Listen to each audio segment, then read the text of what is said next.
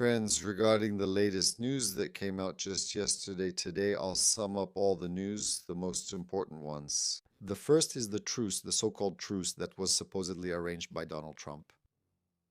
He said that he asked Vladimir Putin not to strike Ukraine's energy infrastructure because very cold, severe frosts are coming to Ukraine. He supposedly asked for a week. Only one thing remains unknown and unclear to everyone.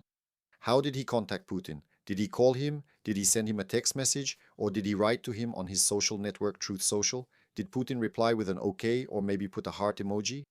There is no information about this, so we only have Trump's own words. Look, I'll put up a screenshot here showing how Trump comments on what he supposedly told Putin, that he asked him, yes, that's what we have. Putin supposedly agreed. That's good, but even Zelensky said there isn't any. So, this is supposedly some kind of gentleman's agreement. No one said anything about it. It's an unofficial arrangement between negotiators, not a full-fledged agreement. And here's the most interesting part. Right after this arrangement, Russia launched missile strikes on Odessa and a passenger train, killing 5 people. That's the kind of arrangement it was. And then the Russian negotiators privately apologized, explaining that not all military units had been informed about this pause. Well, sorry, it didn't work out for us. So Zelensky, yes, thanked Trump for his attempts to stop the strikes on the energy infrastructure and said that we'll see how things go from here. Yes, another interesting piece of news. As you know or remember if you watched my vertical videos, Putin, well, not Putin himself, but his mustache Peskov and other Russian politicians invited Zelensky. He said if he wants negotiations, then let him come to Moscow. That was like, throwing down the gauntlet or even spitting in the face, because everyone understands that this is political trolling. No one is going to go to Moscow. Obviously, the president of a country at war can't go to the aggressor. Well, that's what you call going to bow down, to sign a capitulation.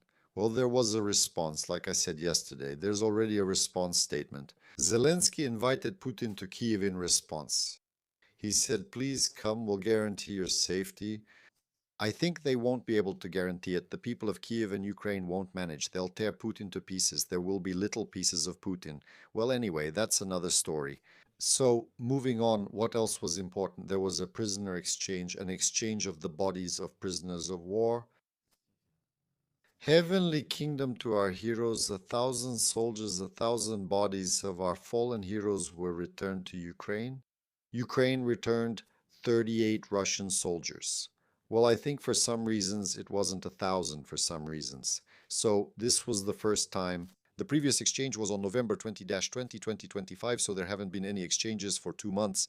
At that time, they also returned about 1,000 bodies, and the exchange of live prisoners has been taking place since October 2025.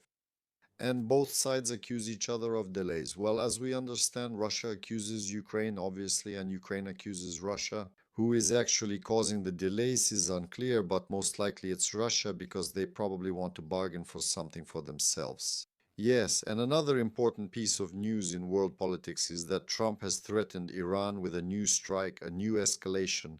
He says an armada, a massive armada, is moving toward Iran and is ready to act with speed and severity, he added. Time is running out. This is really important. This is going to happen. Trump said that if Tehran does not agree to a new nuclear deal, in other words, Trump is forcing them to give up nuclear weapons this way.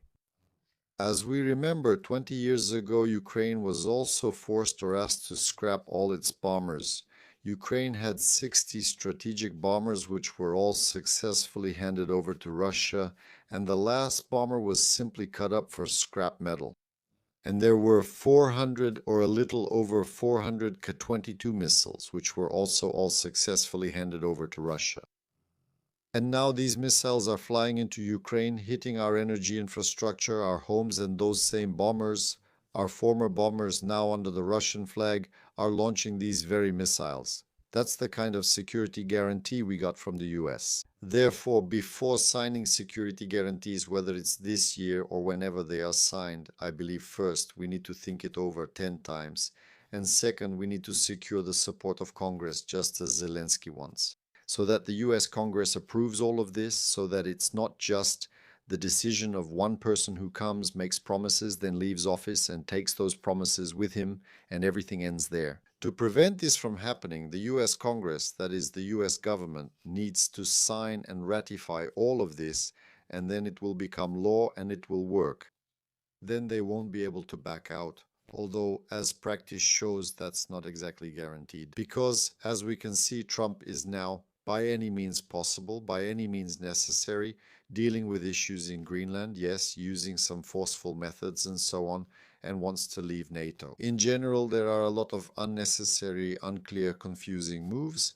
So all these security guarantees are a very shaky agreement. But as they say, a bad peace is better than a good war.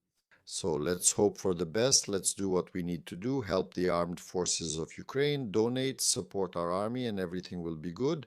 Glory to Ukraine.